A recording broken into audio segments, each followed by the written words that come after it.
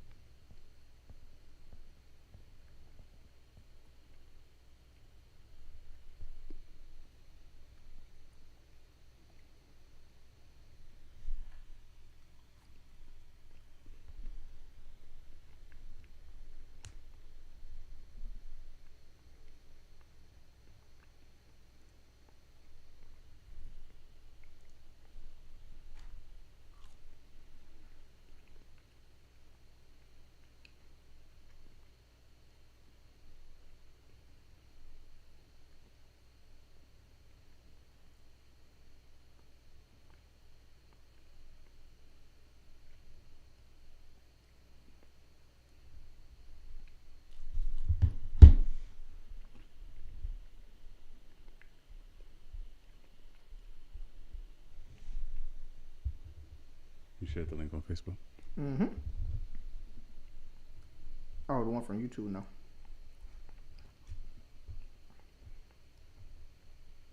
Really quick. Mm-hmm. And done.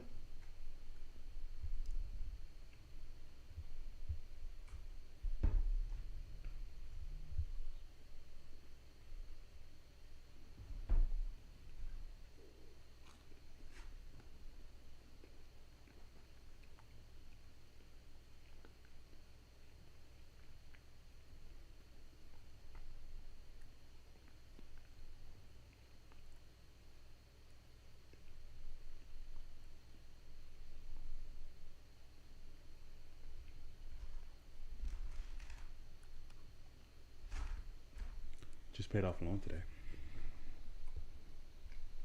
You remember that? You remember that thing I had to get fixed on my car back in the Oh day? yeah. When they were like, it was a good little chunk of time. Yeah, it was like, yeah.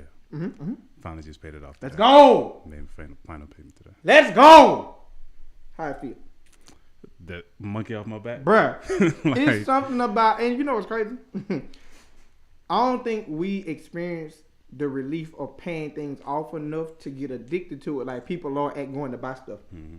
Like once you get into the habit of like paying something off, then seeing that money that you was putting on that, it's like, I'm not gonna buy that. Mm-hmm. No. Mm-hmm. Why would I do that? That money's gonna go right back in my pocket. Yep. Man, we don't talk about that enough. Mm-hmm. People are talking about go and buy this or put it on credit or do the little the app Afterpay and all that is popular. Like people promote you to keep tying yourself up and getting entangled, but they don't promote get free. Yeah. Mm-hmm. I kid you not, that freedom is way better than entanglement. Yeah.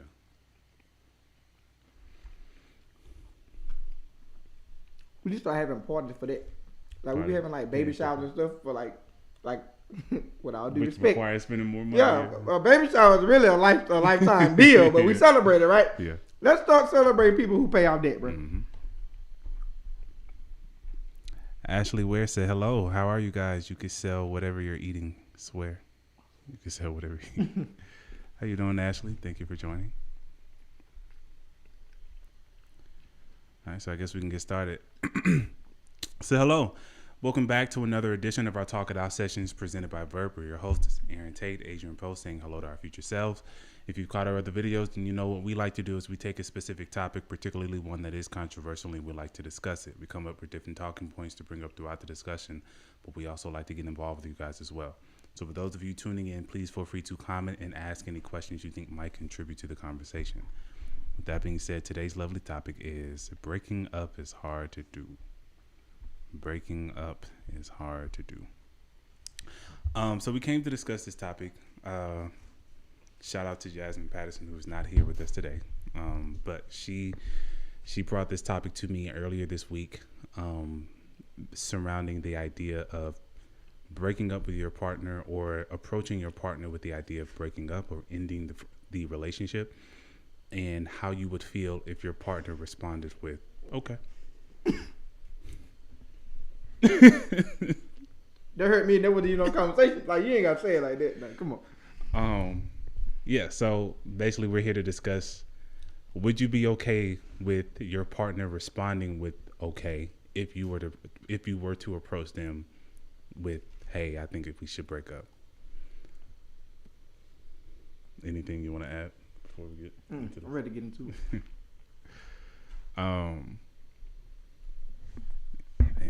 I think I want to wait for a few more people to join before we get started. It was something about the casualness of your okay that didn't sit well with me. Okay. If you're tuning in, please comment and say hello so we can see who we're talking to. Please comment. Ashley said, yeah, I just came to say that I would appreciate it. If it's something that I would have wanted, I would be grateful for. No, that means no drama. Interesting perspective. What'd she say? She said, if it's something, she said, yeah, I just came to say that, meaning all I did was come to tell you that I want to break up. Say that. So she would appreciate him just saying no. If it's something that I would have wanted, I would be grateful for a no. That means no drama. That's kind of where I was saying. That's what Whitney was saying. Basically, like, by the time I get to this point. No, but remember, Whitney was saying she wants you to say more than okay. Oh, she yeah, just don't yeah. That was you, yeah. She said, y'all have a good night. Have a good night. Good night. What's up, Kevin? Kevin gonna tell me about eating while filming. That's crazy, sir. Like, they literally have ASMR videos dedicated to people that. Pay thousands of dollars to watch you. Yeah, come on. I ain't ate all day. Matter of fact, we finna change this into an ASMR / Talk It Out session. Dang, no. people would literally come just to watch people chew. Mm-hmm. So the first question is, would you be okay if you approached your partner saying, hey, I think it's time for us to break up, and all they said was okay? Kevin, how would you feel if you approached your partner wanting to break up and their only response was okay?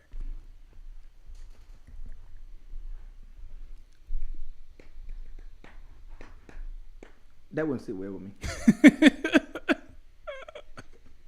I'm standing on that. Uncle, how? Well, you can explain it.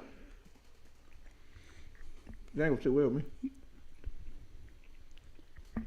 Why is not sitting well with you, sir? Because we can't act like... He said, oh, we fighting because she already done. What is wrong with y'all? Bro, this is the thing, though. Emotional intelligence doesn't mean you're always going to be responding appropriately emotionally all the time.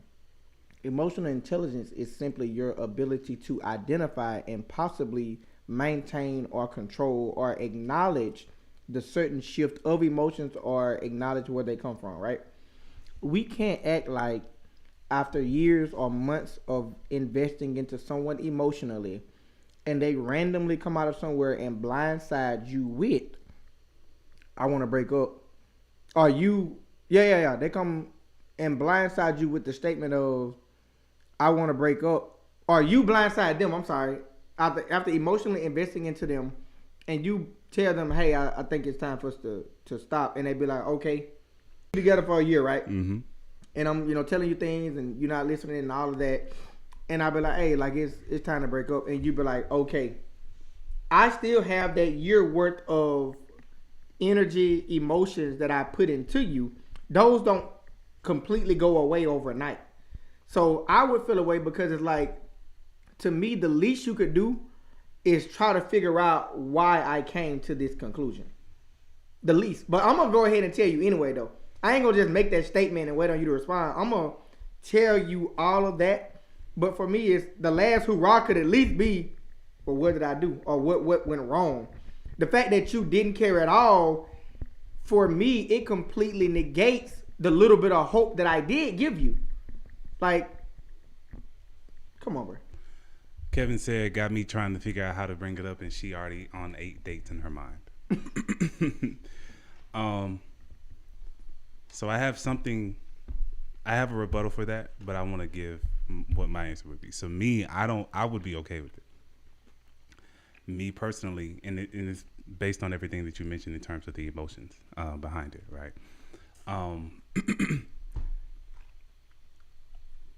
It already took a lot out of me emotionally to invest time, energy, and focus into you and into our relationship to help make it work. And if I've gotten to the point where I think or I decide it's best for us to part ways, then I must have gone through everything I could possibly have gone through in my head or in my heart that would have led me to this decision, right? However, it's also equally as emotionally taxing to have to muster up the courage to even have the conversation with someone and say, hey, I think it's time to break up, because there is still that level of attachment that exists between you. And facing the prospect of having to then detach from someone you are so attached to is mind-boggling. Like it's daunting in a way. Like it's not easy letting go of attachment or detaching from anything. So that takes a lot of mental courage in itself to have to accept detaching from something you have grown so accustomed to over time.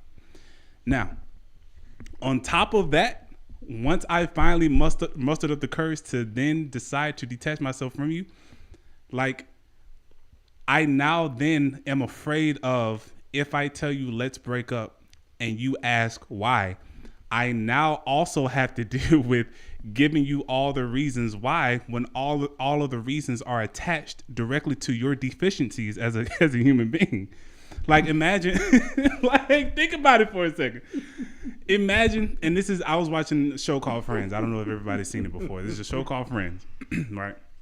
And there was an episode between, where Ross and Rachel, they were like battling against, should they be together, because Ross was already in a relationship with someone else, but then he had always had feelings for Rachel, but didn't feel or know that Rachel felt the same about him until it was too late. So then once he was aware of Rachel's feelings, he then had to make a decision between being with Rachel or being with who he was with, because he had been in love with Rachel all his life, right?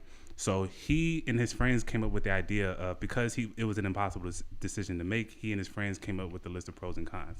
What would be the pros and cons of staying with such and such? What would be the pros and cons of staying with whoever else? And so Ross had a bunch of pros for his current girlfriend. He had a few pros for Rachel, but had more cons than pros, right? But at the end of it, they asked, well, what is it about your current girlfriend, or what does Rachel have that or what is it about your current girlfriend that makes you not want to be with her? And he was basically like, well, she's not Rachel, right? Now, so he went to go and tell Rachel, hey, I choose you, basically. But Rachel ended up getting her hands on the list first before he had the chance to tell her, hey, I want to be with you. Notice about her deficiencies? Yes. So she was like upset, like not having it. Ross was trying to plead his case, like, yo, listen, I get how bad this looks, but I'm telling you, I want to be with you in spite of this, right? But Rachel, like the way that they wrote this was perfect. Rachel basically explained to Ross, imagine being conscious of the worst parts of yourself and already being insecure about the worst parts of yourself. Now also imagine the one person you thought you could trust the most in the world not only sees those parts of you, but also uses them to determine whether or not they want to be with you. that's applicable only if his decision was in the negative. But in spite of all of the negatives, he still chose her, which confirms it's okay to be with him. But all she sees is highlighting all of her deficiencies, highlighting all of her negatives about herself. The very thing that she was going to trust him with anyway. But which is playing on her insecurities, though. Again, this is a sheet of paper that's saying why I don't want to be with Rachel or why I don't want to be with ex-girl or with girlfriend, right? So all she is seeing is you got this long list of cons which basically are not playing in my favor. I hear you telling me you want to be with me despite that, but all you're doing is reinforcing everything that I'm already insecure about myself with. But right? Is that not your definition of love? Unconditional love? Yeah. Yes, but everybody don't think like that. That's the problem. I understand, but this is the point that I'm getting at. So to have to not only tell somebody you want to break up, but then when they tell you, gotcha. Yes, when you tell them you want to break up and they ask why, you are now listing all of their deficiencies, all of the things, all of the worst parts of themselves or the parts of themselves that they've identified as the worst parts of themselves. You're telling them that you're using those very things to not want to be with them no more? How cruel can you be? Which is why I would feel like I got let off the hook if someone just told me no, and I don't have to. I already hit him in the face once or a haymaker once with let's break up, but now I got to keep hitting you with right and left hooks with telling you every reason or every part about you that I didn't like or that turned me off to the idea of continuing this long-term relationship with you. Okay, Mayweather, calm down. I'm just saying. But no, so what I'm hearing you say is for you, you're willing to accept that because it's I love you so much that when I decide, I love you so much that if I decide to no longer love you, I need to stop loving you as soon as possible. For us who take the opposite approach, it's I love you so much that even when I decide that loving you is no longer something I want to do, there's always a sliver of hope that you care enough for me to turn that back on because of the love I actually have for you. I feel like both is valid. But why would you want to turn it back on if you've already come to the conclusion that you're turning it off? Because I love you. I get what you're saying. For you, it's I love you so much. If I have to get to the point to where I decide to no longer love you, I'm trying to get out of this as fast as possible because I don't want to hurt you because of the love I have for you. I'm with you on that. What we're saying is, I also love you so much that if I get to the point that I decided I no longer want to love you, when we get to that point, because of the love that I know is still there, that part of me still wants and hopes for you to at least question why in a last attempt to fix it so I don't have to stop loving you. But is that gonna really make that much of a difference? We don't know until it happens though. But okay, so we was talking to Whitney about it the other day or yesterday or whatever day that was, and she was saying how she doesn't want to, so she would want the person to ask why, but she doesn't want to first explain or, okay, so this is the suggestion that I gave. If you want a person to wonder why you're breaking up with them or ask questions to give you a chance to explain it, why not go into the conversation explaining what you feel is wrong with your relationship first before concluding that you want to break up? And she was saying how, well, I don't want you to get the impression that I want you to fix it because I'm already done. See, that's different for me. Right. I'm telling you because I want you to fix it because I don't want to have to stop loving you. And so my question to that is, well, okay, well, what is the point in needing them to ask why when even if they inquire, it's not going to move the needle for them? She ought to order for that. Like, that's what I'm saying. Yeah. Kevin said, ain't no way Ross write that mess down and left the evidence. He did. Yeah. So I don't take that approach. If I'm telling you that, it's because the love I know I built up for you will always be there, and that emotional part of me wants you to ask why, because when you ask why, it shows me that, oh, you're not a complete loss. There's something in there that actually could change. If you just say, okay, this lets me know that, dang, you were complete. Like, I really gotta stop loving you? That's crazy. Boo Rat said, I need to know why you're okay with this. That's Whitney. So again, my question is, well, why not start the conversation off with the issue that you have with the state of your relationship and see if it could be worked on, and if not, then come to the conclusion to break up? Well, one reason, and I'm not saying I would take this approach, is, like I just stated, for me, if you say okay, all hope is lost. Like, you don't care in the first place. Like, dang, like, this is really where you at. If you don't say okay, it gives hope. So the reason that most people may not start out with, well, this is the reason why I want to break up. They're trying to gauge if that's even necessary. Like, do I want to really waste this energy giving this to you? If you're going to say okay, dang, like, it's over. Like, you really don't care. So if you ask why, it opens the door for possibility. It gives hope.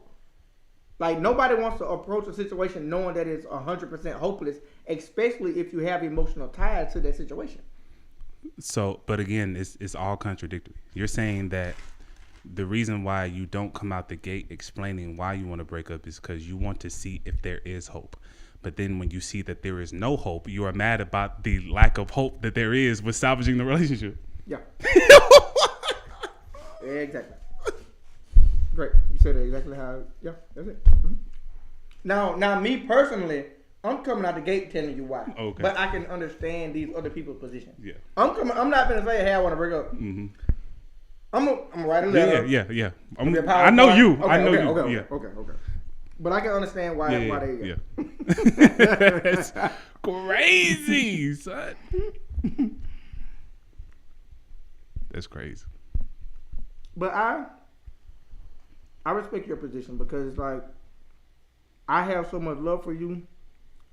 If I have to reach the point of not loving you, I want to get out as soon as possible.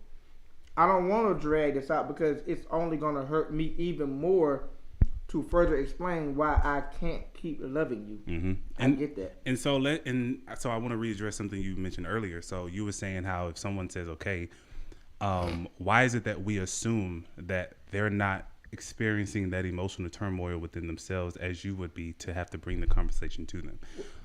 What do you mean? So you said something earlier about if they were to say, okay, because you were like investing that much time and energy into someone.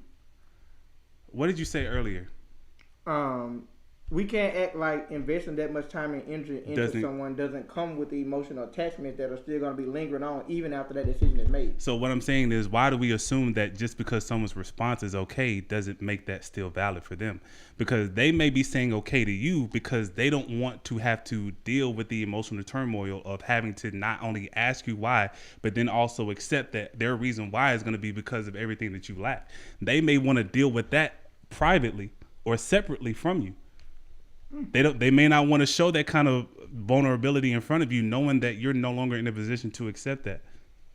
Like, why would someone willingly put themselves in that position? If I'm me, I don't know. I don't want to know. I don't want to know why you want to break up with me, because I know it's going to be directly tied to me. Yeah, I never thought about that like that. Like, come on, y'all. Like, never considered that. I'm just saying, we can't assume that just because someone's okay with your decision, that means that they're not experiencing the same mental and emotional anguish that you are, having to bring this conversation to them. That just may be their defense mechanism against what it is that you're bringing to them. And they may have to deal with that on their own time. So to us, prior to hearing what you're saying, people saying okay is a direct correlation between you don't care about me. But what you're saying is people saying okay may be, dang, you noticed all of my lack. And now that you've made it to the point to where you no longer want to deal with it, I dare not even keep asking or saying anything to you, whom have told me you're done with me based on how I am. Never saw it like that. Kevin said Newt's ego wouldn't allow him to think about it like that. You're right, because I never saw that like that. But Kevin, it's all ego. Like everybody who takes a position, no, I wouldn't be with them, just saying okay. That's an ego thing. That's a you thing. It's all based on how you would feel without any consideration for how that person feels. Your okay mean bump you. I don't care how you feel. Figure out what you're gonna do with you. Like, how dare you? I actually love you. But to them, it could be, dang, you've now, my lack has caught up to me, and now I no longer have nobody to love me. Let me just move on. Yeah, because if not, I have to deal with that once you tell me everything that I already know about myself. Y'all don't think this is a problem? It's all a problem. Okay. I just want to make sure now. It's all a don't problem. act like we the only problem over here. No, I'm not saying that. There's a but problem? I want the people who would have an issue with it to also consider the other person on the other side. Right. Like everybody's been broken up with on some level. Okay. Like, come on, man. Y'all had an utter lack of consideration for the other party. Y'all only made it about yourself. But y'all need to and I just want I just want you to consider the other person. That's it. Okay. That's but all y'all I'm saying. need to deal with that though. Y'all need to deal with y'all. All right, I get that. So valid. Kevin, how do you feel? Has the needle moved for you in any way? Boo-Rat, what about you? Valid point.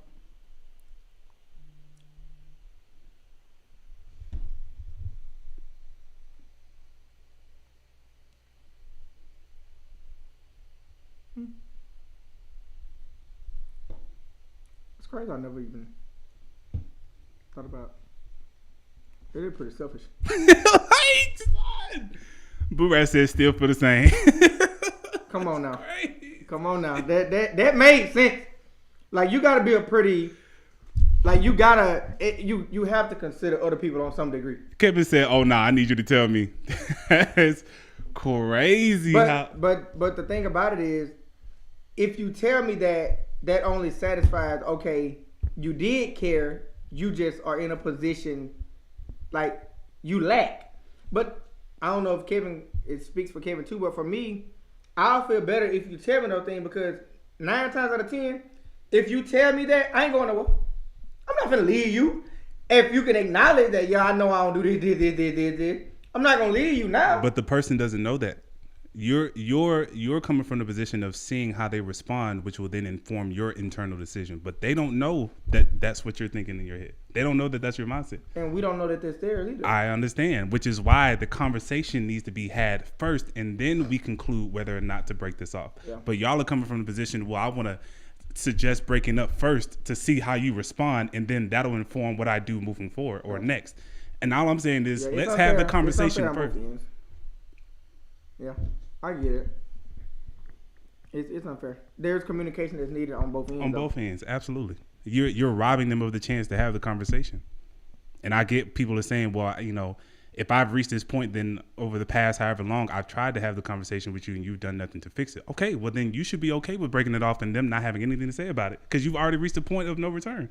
But clearly you haven't. Yeah, I'll just say, yeah, we haven't. Though. Right. So if you haven't, then what's wrong with another conversation? Yeah, we haven't. And that's the thing. We can say all day, like, I'm done with that person. But you're not. You're not. Feelings don't fade like that. They don't. That's not how that works. Mm-hmm. Like, that's just not how it works. It takes time for that stuff to linger off. And the more exposure you get to it, the closer you're going to stay. Like, you have to create a significant amount of space between you and the thing you was close to in order to get a good grip on what's going on. But when we have those conversations, it keeps us close. Mm-hmm. Like I just said, if you get to the point to where if I say, hey, this is over with, and you be like, hey, like, I know I'm not this. I've been realized that. I've been like this out. I'm telling you, I'm not going nowhere. I'm here for you. We are together again. We're not done. When people be like they're done, they're not done. Yeah, they're not done. They're not done. Kevin said the conversation must be had for me personally. I need closure because I'm going to be in my feelings, and she better be too. Yeah, we're not What's done. wrong with y'all? But I mean, so can you at least acknowledge though both parties are subject to the lingering effects of the emotions, regardless of how it plays out, regardless of the thought process. Both parties are going to be subject to the emotional weight of it's over or the okay. Absolutely. There's an emotional weight on each end. But and I get that. But I'm saying if you were to say, "Hey, I want to break up," and all they say is okay, you need to deal with that on your own time. Don't be mad at them because that was their response. Do you think we have the right to know though? Like, you don't think say me and you've been friends for years, right? So I text you on there like, hey bro, I just feel like our friendship ain't, our friendship ain't gonna work, bro. You know, it's nice knowing you. and just hit a period. You don't feel like we both at least owe each other a conversation? Yeah, I mean, yes, because for us that would be out of the blue. Yeah, like what happened? Right, but I'm saying it would be out of the blue because we don't currently have any issues with our friendship. We haven't had any issues for an extended period of time, so it's not something that I could see coming. But if you're saying that you honestly sat with your partner and had numerous conversations about things that you feel like you're lacking in your relationship, and your partner has done nothing and has knowingly or consciously done nothing to improve it, it shouldn't be a blind side to me. Now, see, that's the part I didn't know was included. Everything you just said, I didn't know that was a part of it. I thought you were just saying they just be like, hey, this over with. I didn't know that there were previous conversations being had that led up to this. I'm saying, but that's what Whitney had been saying. She was saying before it gets to I want to break up, she's tried to work it out and let you know what she has an issue with, and if you've done nothing to fix it, then she gets to breaking up. Now there are some moving parts there. Like what? And this is not me coming for Whitney, but hold on real quick. Kevin said, "Oh nah, we dealing with that together." Got me messed up. What's wrong with you, Kevin? Listen. It's moving parts to that, because people can say all the time, "Well, I told you the problem." Did you? How did you? When did you? Where did you? And what did you though? And I'm gonna use myself for example. The first couple of years of our marriage, my wife was used to tell me the same thing over and over. I couldn't hear that, not like physically hear it, but I didn't know what she was saying. Like I it's not like I was saying la la la la when she was talking. I just didn't know what you're saying. It took me years to be like, oh, I'm so sorry. So she could say, like, I've been telling you, I didn't hear that. So when you say you've been telling me and I've been consciously doing differently, that wasn't my intentions. It took me years to grasp 4 or 5 concepts that my wife was telling me. Should she have put up with it that long? Freak no. Did she? Yes. Am I appreciative of her doing it? Yes. Would I go back and redo that stuff again? Never again. But I didn't know that. So she would have walked up to me and be like, hey, it's over. I would have been blindsided. So to her, I've been telling you this for years. To me, what the freak is you saying? Like, where do we draw the line? But and that's exactly why I suggest having the conversation first. I don't think I feel like if you have any space that is still open or available for your decision to change based on their response, then the conversation needs to be had first. That's all I'm saying. That's fair. That's all I'm saying. But and people are saying they want to do it in the reverse order. They want to break up first and then allow you to prompt the conversation to be had. The tricky part about it is this. You said if you have any space for the relationship to continue, a conversation should be had. Very true. But this is when we bleed into the intangible effects of emotions. We both agreed earlier that emotions just don't cut off like that. Mm-hmm. So regardless of what the conclusion you've come to, if there's any emotions left, there's always space for the relationship to continue because of the lingering effects of emotions. But you don't have to come to the conclusion until after the conversation is all I'm saying.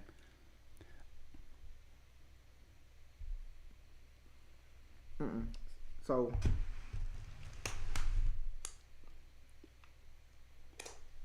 okay. We can both agree that being in a relationship with somebody creates emotional weight. And once you lift the weight off you, even though the weight is gone, you can still feel that pressure on your body, right? And you're saying have the conversation if there's any space for the relationship to continue. Can we agree that the emotional attachment is what creates space for the relationship to continue to have a conversation, right? Mm-hmm. The thing about it is you can be so emotionally overwhelmed that you reach a point of, hey, this too much for me, it's too heavy, I'm done with this. Valid because of how I emotionally feel about you right now. Even though I just said, hey, you toxic, this ain't for me, I'm done with this, and we separate, my feelings for you don't leave like that though. It's still going to have some lingering emotional attachment, and that lingering emotional attachment until that completely dissipates, there's always gonna be space and hope and opportunity for another conversation. Now, if you completely get away and completely detach and completely create space, then the further you go this way, the least likely chance of you having that lingering effect. But if I still see you at work, if I'm still texting you, if I'm still talking to you, that space is always going to be available, even though I told you, hey, you ain't no good for me. The next day I see you, everything we did last year, it still happened. That stuff still comes up, which creates a possibility. Not to say you should act on it, but the door of possibility of conversation is always going to be open, no matter how many times you close them, unless you're completely dead or we are completely on the other ends of the spectrum with each other. Because emotions don't cut off that fast. I understand that. Because I've been through that as well. I completely understand what you're saying. But this comes down to an ability to stick to a decision in spite of your emotions. And that is something that everybody on some level would have to develop in or work on in order to make sure that you're not playing this back and forth game with someone that you've already concluded is not a good fit for you relationship wise. That, I mean, we have to acknowledge that even despite our emotions, a lot of times we end up making bad decisions based on our emotions. Yeah. Like that has to be acknowledged. I mean, definitely. And I completely agree. It's just, what I'm saying is really more of, I can understand both, and I'm not going to say one is right and the other is wrong, because we can't justify continual cycles of unproductivity. Would not do that. We also can't negate the humanistic experience of lingering emotion. So there has to be drastic measures taken to create enough space so that the possibility of a cycle won't happen again due to genuine intentions of love. And it's tricky. Like, it's really tricky. Don't act like it's not tricky. Oh, no.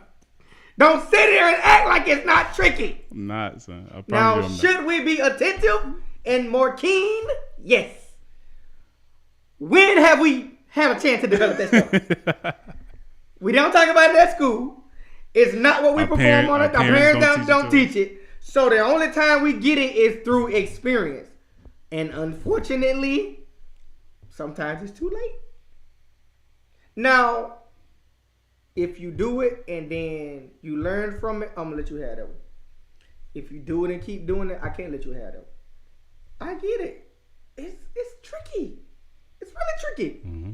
It's some splitting hairs in there. But under no circumstances do I justify continuing unproductive, toxic relationship behavior due to the simple fact that even though I know you're not good for me, I'm going to let my love hold on to you. That's not good at all. But you have to take specific measures to not let you be drawn, allow yourself to be drawn back in, because it's really tricky. Mm-hmm. It's tricky. That's tough. Yeah. I would feel away, and it's because the way that I love is an everlasting love. Like, once I decide to love you, that's it. Like, I don't care what you do to me. I'm still gonna love you, and that's just how I am personally. Not to say it's a good idea, because with people like us, we have to put other measures in place to make sure our love don't go so far. Other people can easily add and take away their love, and that's great. I'm just not one of those people. Mm-hmm. So once I be like, hey, I love you, you locked in. No matter what you do, no matter what you say, no matter where you go, that love will always be there. So for me and people like me, we are always going to have a problem with you simply saying okay, because even though it needs to be over, even though I tell you it's over, even though it is over, my love for you ain't never going nowhere. You will always be something I love. Now, do you think it's more love, or is it more attachment that springs up in that moment? I can only speak for me. For me, it's love, and the reason I know that is because I question, am I doing this because it's something I've decided to do and I'm sticking with that decision regardless of what happens, which speaks to the unconditional unconditional love, acceptance, unconditional acceptance policy of love, or am I doing this because of some benefits I'm getting from you? And if I conclude that I'm not getting the benefits from you, or what I'm providing to you outweighs anything that I've ever gained from you, then it's my decision to love you and not attachment. If I conclude that, well, the only reason I really rock with you because you do this, and this for me, then I can attach. And I really like don't want to lose these benefits, yeah. So I need to see, or I need you to show me that you're willing to fight for it, so I can keep the benefit that I'm getting from. So for me personally, and this actually helped me understand my love. Like, I get why I'm always in a position to be hurt or self-sacrifice or all the stuff that I do, because when I be like, I love you, that's it. You don't have to do anything. I'm not trying to get anything. I'm sorry. I love you now. Deal with it. So yeah. Deshemia, she said, right. She was saying that's something when you were talking earlier. She said easier said than done to what I was saying. She also said attachment and habit is a big part of it. Yeah. Kevin said comfortable. Yeah. Now, if I have an attachment to you, I ain't got no problem with you saying okay. Cause bet I can go find that somewhere else, but I can't think of anybody. But that's mainly what's influencing my position is I think a lot of it has more to do with just your attachment to someone more so than your love for someone. Yeah. And I want people to be able to work up enough fortitude to be able to detach from that attachment. Because Whitney brought it up or asked us the question earlier about is there a difference between connection and attachment, right? And we basically concluded that connection is unconditional while attachment is conditional. Attachment is based on certain conditions being met in order for me to still feel like I need to be a part of you in some way. But once those conditions are no longer met, then it's easy for me to detach myself from you or to feel the need to do so. Whereas a connection, regardless of the state, that connection is always going to exist, right? So I mean, I can get it if the connection is genuine, but if it's just merely an attachment that you're trying to hold on to, it's like, bro, come on, son. Yeah, let that go. Like, why are you even doing that? Yeah, like.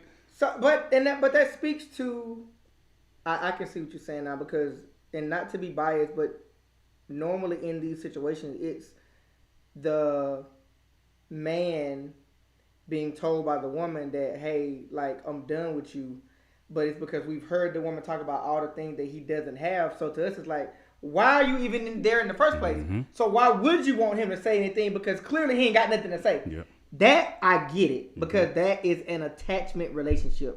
The reason that I'm answering the way that I'm answering is because you're going based off love. I'm based on okay. So now I can take that okay. Go on about your day. That's all he got. Go on about your day, son. There's nothing that he can give you. Go on with your okay. Go on about your day. So yeah, based on the attachment theory or the attachment model of a relationship, I'm 100% with you. But if we both have a connection, don't say okay. Why would you?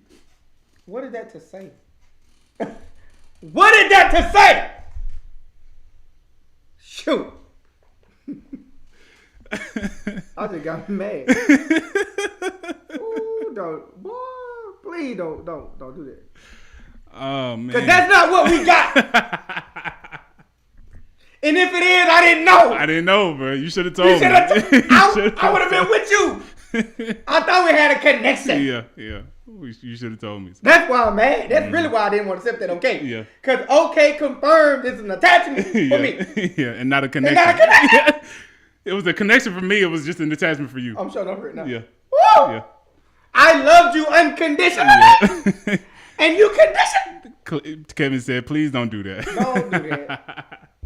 Come on, bro. Don't do people like that. It's a lot of hurt on both ends, man. It's not cute to do people like that. Me personally, I would want to travel the road with the least amount of hurt and pain that lingers. Whether I'm the person breaking up with someone or being broken up with. Now, me personally, I would be curious and ask why.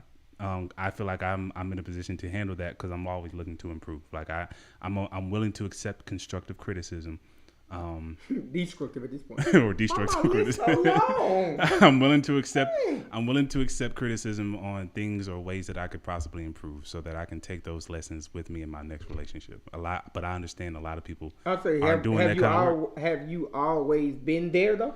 Yeah. Like even as young as like my high school relationship, I've always used any relationship I've been in or experienced as a way to learn more about myself. So, like, my high school relationship taught me a lot about who I am and what it is that I want moving forward with out of a relationship or out of love. And I've done my best to try and model or to try and search for a relationship in service of what it is that I want. Have I always gotten it right? Absolutely not. But I'm constantly working towards that. And so hopefully one day I can reach that fully. I won't be like you when I grow up. Even to the day, you better not tell me I ain't. Who ain't? Kevin said, "Listen, Aaron, who hurt you, brother?" But you know what? Learning from it though. But it's not even so much about who hurt me. It's about understanding the hurt that I've caused to other people. It just don't sit well with me causing that kind of pain to someone, knowing that's not the kind of person I want to be. I understand that it can happen unintentionally. Yeah. It still doesn't feel good. Yeah. When you realize that this is what you did, or this is the pain that you caused somebody. So it's more so me working to make sure that I'm never putting anybody or creating a space for anybody to feel hurt if I can help it. And do you think that the reason you're so focused on it is because you know that you don't want anyone to do that to you, so you dare not intentionally do that to anyone? Absolutely.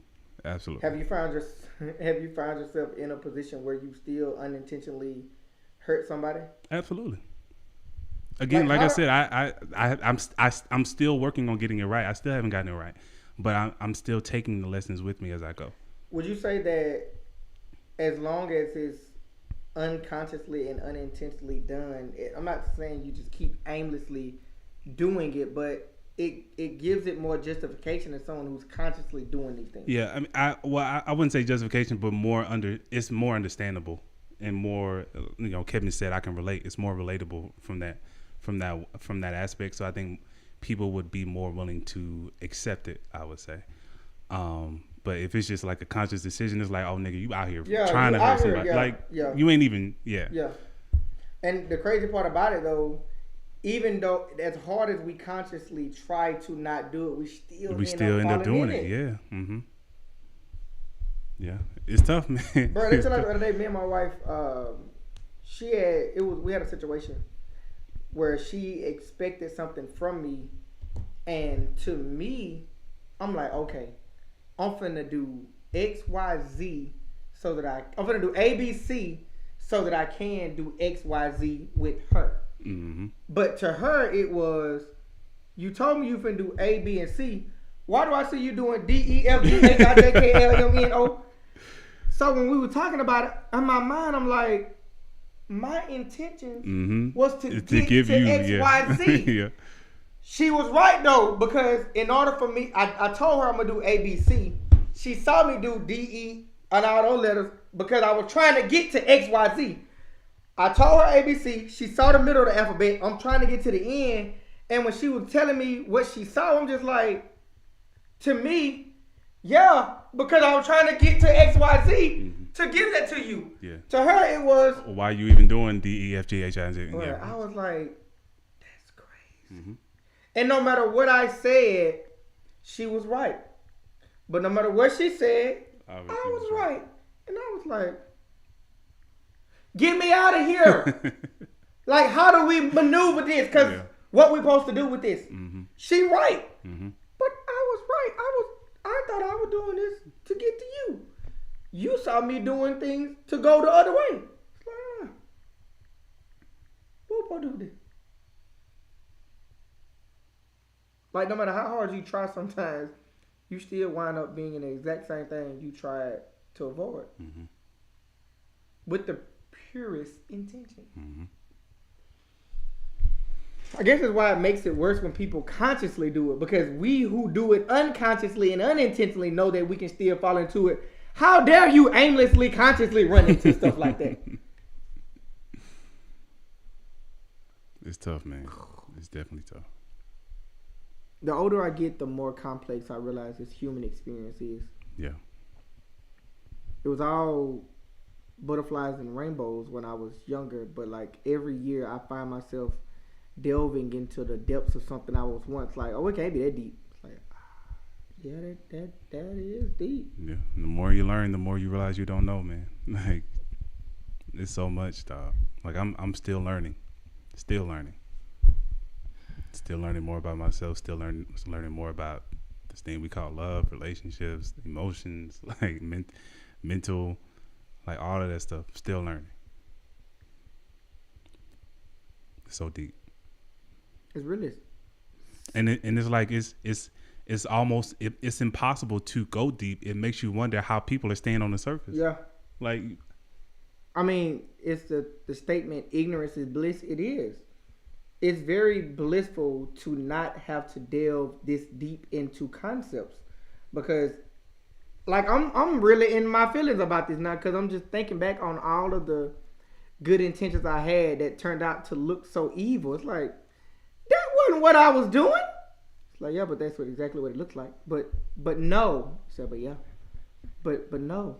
But yeah. how you gonna tell us what we saw? Yeah. Yeah.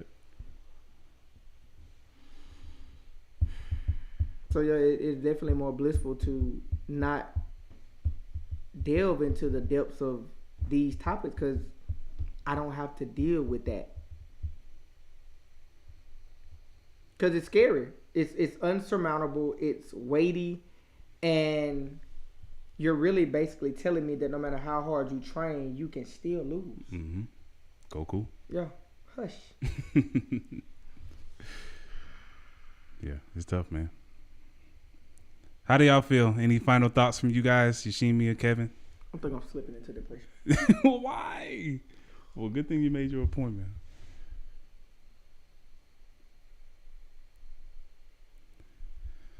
Yeah, as tough as this conversation was, I think it was definitely needed, though. Like, it was definitely a good conversation for me, anyway. I mean, I know it's. Don't touch me. That is so crazy. Well, let's go ahead and do In a Perfect World. For those of you who don't know, this is a segment of our show, In a Perfect World, where we take everything that was discussed, all of the concepts that we provided or suggested or offered. Kevin said Goku lose a lot to be training so much. That's life, bro. Yeah, all the concepts that we provided, and determined that, you know, if we were to put these concepts into practice, what would a perfect world look like? So in a perfect world, what would that look like? To me, in a perfect world, training would equal you don't lose. Because that's why I'm training. Why am I training if I'm still going to lose one day? For me, in a perfect world, all parties would consider all parties and be understanding to all parties.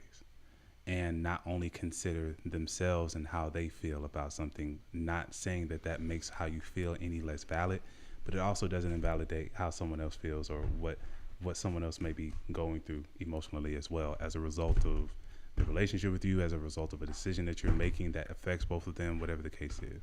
Let's just all consider all parties. I mean, do you know how much... Schroeder Rawls Bridges she's sending smiley emojis. Do you know how much mental fortitude it takes to do that? Mm-hmm. Mm-hmm. And like, people ain't even scratching the surface. They're not even thinking about this stuff. It takes so much mental. Me thinking about it makes me want to cut all of my close relationships off, because just having one is enough. Because there is so much that would have to go into play to maintain all of them on this level. Why do we accumulate so many relationships? Yeah. Because we're just not thinking about it in that way. But yeah, we suffer from the effects of it every day, but we don't see that this is something that needs to improve. And this is the importance of V.E.R.B. This is the importance of Talk It Out. Like, you know, I want to someday be able to purchase a building or have a facility or space where, you know, we host workshops that teach these things, that teach skills that we need to not only sustain the healthy living for yourself, but be able to sustain relationships with other people, with interpersonal relationships, work relationships, whatever the case is. Like they're not teaching this in schools. You don't have that many college courses on it unless you're like your major literally calls for you to have to learn these things. And then even like you're not being taught this at home growing up by your parents, because your parents got a lot of trauma that they're dealing with, and all they're doing is passing their trauma on to you. Like it's rare that you find other friends who are practicing this and that can also introduce you to it or help you learn how to do it or introduce you to books that talk about it. Like you're not getting it from enough sources. Like there aren't enough sources out there for you. And to if get you this don't stuff. get it, you'll never have You'll it. never have it. I mean, for me, it's kind of inspirational. It just lets me know that like I have more work to do, and I'm excited about getting the information in me. So that's one silver lining in this dark cloud of the human experience. Yeah. There's always room to grow.